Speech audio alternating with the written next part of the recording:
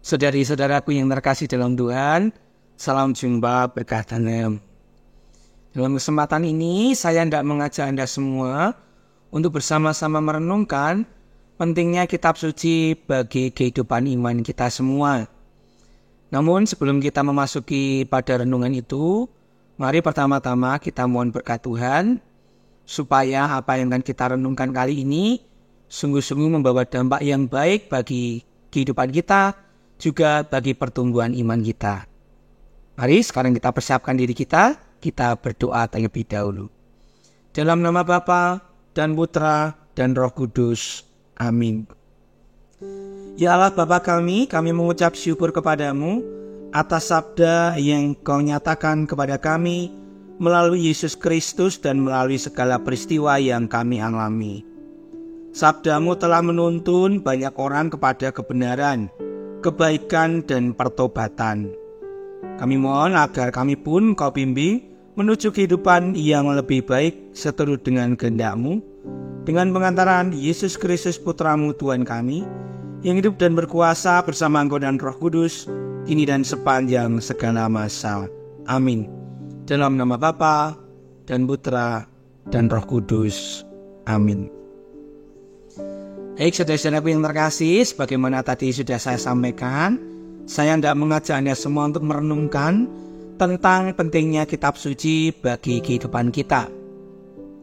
Maka dalam renungan ini ada 3 poin besar yang hendak saya sampaikan kepada Anda semua. Yang pertama, mari kita renungkan tentang apa pandangan Gereja Katolik tentang kitab suci. Gereja Katolik memandang kitab suci itu sebagai wahyu Allah, sebagaimana yang tercantum dalam dokumen Konsili Vatikan II, yaitu Dei Verbum artikel nomor 11. Apa itu wahyu Allah? Wahyu Allah itu adalah penyingkapan diri Allah. Penyingkapan itu kalau dulu sewaktu saya kuliah itu dijelaskan, menyingkapkan itu ibarat seperti tirai yang awalnya tertutup lalu kemudian dibuka sehingga apa yang di belakang tirai itu menjadi terlihat. Wahyu sebagai penyingkapan diri Allah berarti di situ ada pernyataan diri Allah kepada umat manusia. Dan bagi Gereja Katolik, wahyu itu bukan hanya soal penyingkapan diri Allah, tetapi juga mengungkapkan rencana keselamatan Allah bagi ciptaannya. Maka di sini tampak sekali unsur yang paling kuat adalah tentang bagaimana Allah yang Maha Kuasa mau berkomunikasi dengan kita manusia. Ya, wahyu itu adalah Allah yang mau berkomunikasi dengan kita manusia. Dan penyingkapan itu terjadi terus-menerus sejak awal mula dunia diciptakan sampai sekarang dan di waktu yang akan datang. Maka kalau kita mencermati kitab suci, ya, pada bagian Perjanjian Lama itu diceritakan tentang kisah karya penciptaan, sejarah bagaimana Allah memilih umatnya, bagaimana Allah menjanjikan keselamatannya, lalu bagaimana dipilih para nabi-nabi untuk mempertobatkan, nabi-nabi yang bernubuat tentang Mesias, dan seterusnya.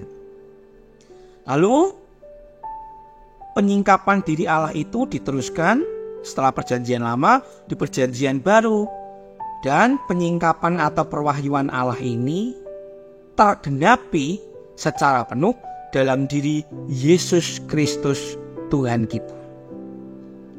Di dalam Perjanjian Baru ini maka tidak hanya soal sosok pribadi Yesus, tetapi ada soal ajaran-ajarannya, soal mukjizat-mukjizat yang dilakukan Yesus, sabda-sabdanya, ya, yang kemudian memuncak dalam sengsara, wafat, dan kebangkitan Tuhan, yang menjadi puncak dari karya keselamatan kita.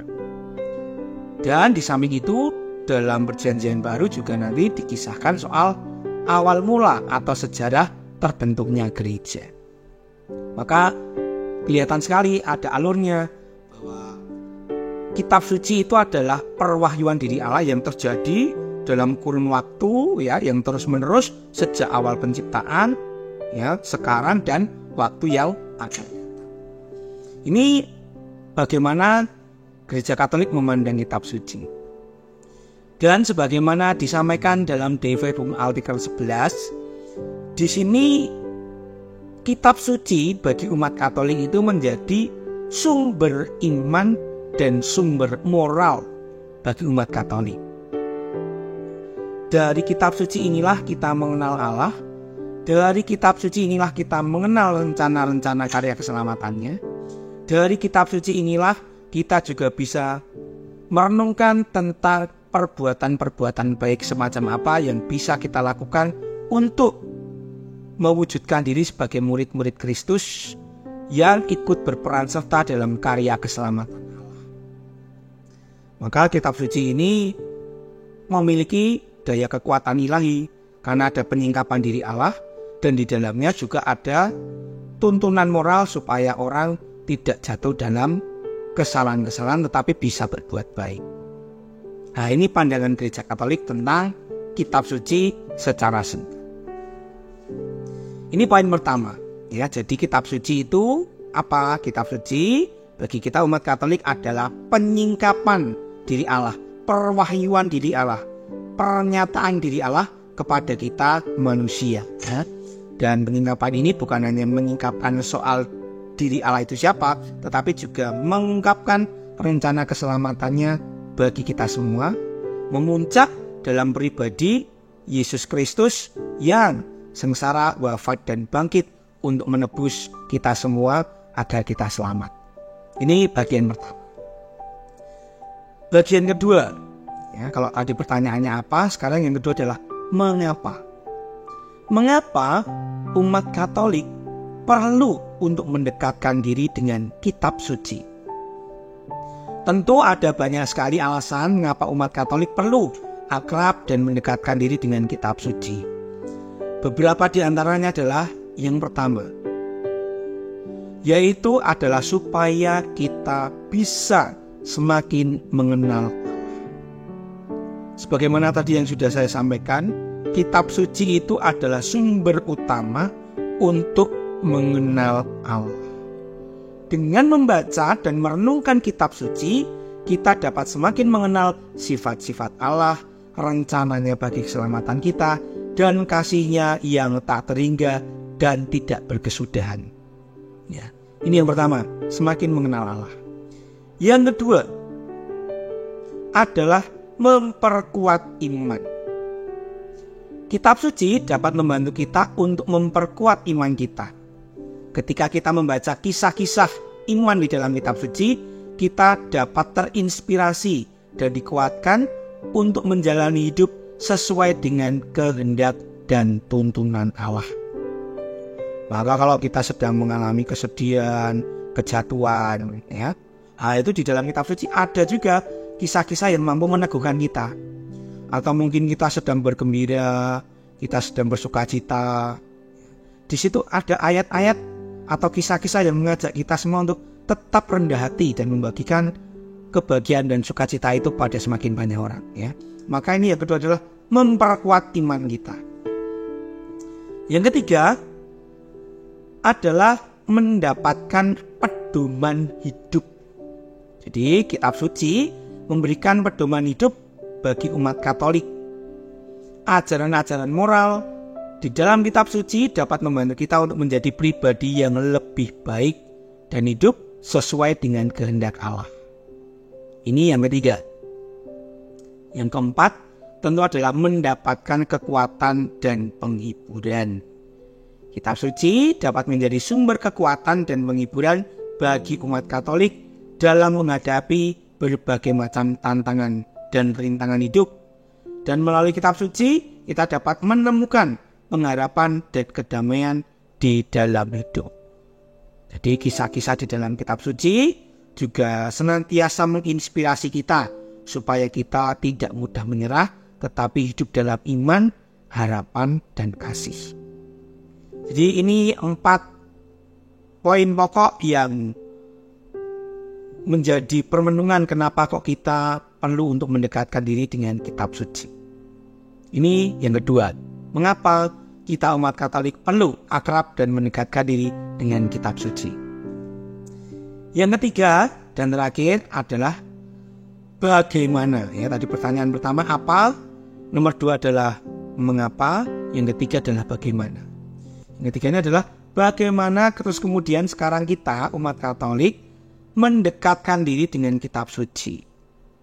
Ya, bagaimana caranya supaya kita dekat, kita akrab dengan kitab suci. Caranya di gereja Katolik itu ada suatu pola pendekatan yang disebut dengan Lectio Divina. Lectio Divina adalah metode doa dan membaca kitab suci yang telah dipraktikkan oleh umat Katolik selama berabad-abad. Lectio Divina terdiri dari 4 langkah. Yang pertama adalah Lectio. Lectio itu berarti membaca. Membaca kitab suci dengan tekun dan dengan penuh perhatian. Langkah kedua adalah Meditatio atau merenungkan. Merenungkan apa yang telah dibaca dan berusaha untuk memahami maknanya. Yang ketiga adalah Oratio atau berdoa. Berdoa dan berbicara kepada Allah tentang apa yang telah dibaca dan apa yang direnungkan. Jadi setelah membaca, ya Lectio, kemudian Meditatio, merenungkan kira-kira ayat atau bacaan ini mau mengajakku untuk belajar menjadi pribadi yang semacam apa, atau aku dapat apa, gitu ya. Lalu setelah itu Oratio, disampaikan kepada Tuhan, berdoa. Lalu yang keempat adalah Contemplatio atau kontemplasi. Artinya semua yang sudah didapatkan itu kemudian dikristalkan di dalam diri kita, dikontemplasikan, kita menyatukan dengan Allah di dalam keheningan dan doa. Dan sejauh ini dalam tradisi gereja Katolik, Lectio Divina adalah cara yang paling efektif untuk mendekatkan diri kita dengan kitab suci dan untuk mendapatkan manfaat-manfaat yang ditawarkan oleh kitab suci. Dengan mempraktikkan Lectio Divina secara rutin, kita dapat semakin bertumbuh dalam iman dan semakin dekat dengan Tuhan. Ini 3 poin yang bisa kita renungkan. Jadi yang pertama apa pandangan gereja Katolik tentang kitab suci?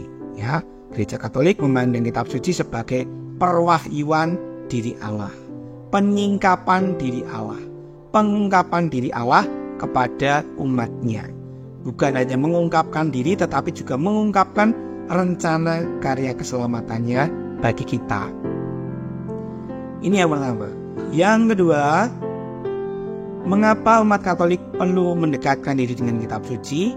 Karena dengan mendekatkan diri dengan kitab suci, kita bisa semakin mengenal Allah, kita bisa memperkuat iman kita bisa mendapatkan pedoman hidup, mendapatkan kekuatan dan juga penghiburan iman. Lalu yang ketiga, bagaimana kita mendekatkan diri dengan Allah? Caranya dengan adalah Lectio Divina. Lectio Divina, langkah-langkahnya terdiri dari Lectio, membaca dulu. Yang kedua adalah Meditatio atau merenungkan bacaan itu, kira-kira bacaan itu berbicara apa. Yang ketiga adalah Oratio, berarti berdoa, menyampaikan hasil permenungan kepada Tuhan. Yang keempat adalah Contemplatio atau menginternalisasikan apa yang sudah dibaca dan direnungkan. Dengan demikian, sebagai penutup, kitab suci merupakan harta karun yang tak ternilai harganya bagi kita semua umat Katolik. Kitab suci itu memberikan tuntunan, arahan, kekuatan, dan penghiburan bagi umat Katolik dalam menjalani hidup. Oleh karena itu, penting bagi umat Katolik untuk membaca dan merenungkan kitab suci setiap hari. Lectio Divina adalah metode untuk mendoakan atau mengakrabkan diri kita dengan kitab suci, dan pembacaan kitab suci yang dilakukan dengan Lectio Divina dapat membantu kita untuk semakin mendekatkan diri dengan Tuhan. Dan dari sana kita bisa memperoleh manfaat-manfaat bagi kehidupan kita dan untuk perkembangan iman kita. Maka saudara-saudara yang terkasih, mari bersama-sama kita semakin mendekatkan diri dengan kitab suci. Jangan takut, jangan ragu, jangan enggan untuk mendekatkan diri dengan kitab suci, karena kitab suci adalah sumber iman dan sumber hidup kita. Membaca kitab suci tidak seperti kalau kita harus kejar target ya, tetapi kitab suci itu adalah seperti air hidup. Namanya air hidup, kita kalau minum itu juga tidak langsung 1 galon kita minum, tetapi kita minum sedikit demi sedikit, 1 gelas, tetapi rutin. Maka membaca kitab suci pun juga sama, tidak langsung 1 buku selesai, tapi bacalah sedikit demi sedikit ya. Mungkin setiap hari membaca 1 bab ya, atau mungkin nanti sebelum Anda tidur Anda membaca 2 bab, tapi dilakukan rutin setiap hari. Dan dengan ini kita bisa semakin mendekatkan diri kita dengan Tuhan. Semoga kitab suci yang menjadi salah satu pilar iman kita sungguh-sungguh semakin dekat dengan hidup kita dan semakin menumbuhkan serta menguatkan iman kita semua. Kita akhiri permenungan kita dengan bersama-sama mohon berkat Tuhan. Kita berdoa. Dalam nama Bapa dan Putra dan Roh Kudus. Amin. Allah Bapa kami yang Maha Bijaksana, dalam diri Putramu Yesus Kristus Engkau telah menyertai langkah laku hidup kami.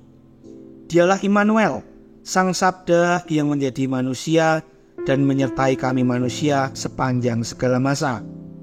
Dalam Dia kami mengalami sapaan kasih-Mu. Dalam Dia kami mengalami peneguhan di kala penat, penghiburan di kala sedih, kekuatan di kala lemah, penyembuhan di kala sakit, kebangkitan di kala jatuh, kehidupan di kala mati, dan melalui Tuhan Yesus Kristus kami juga semakin diteguhkan. Sungguh yang berpegang padanya takkan dikecewakan.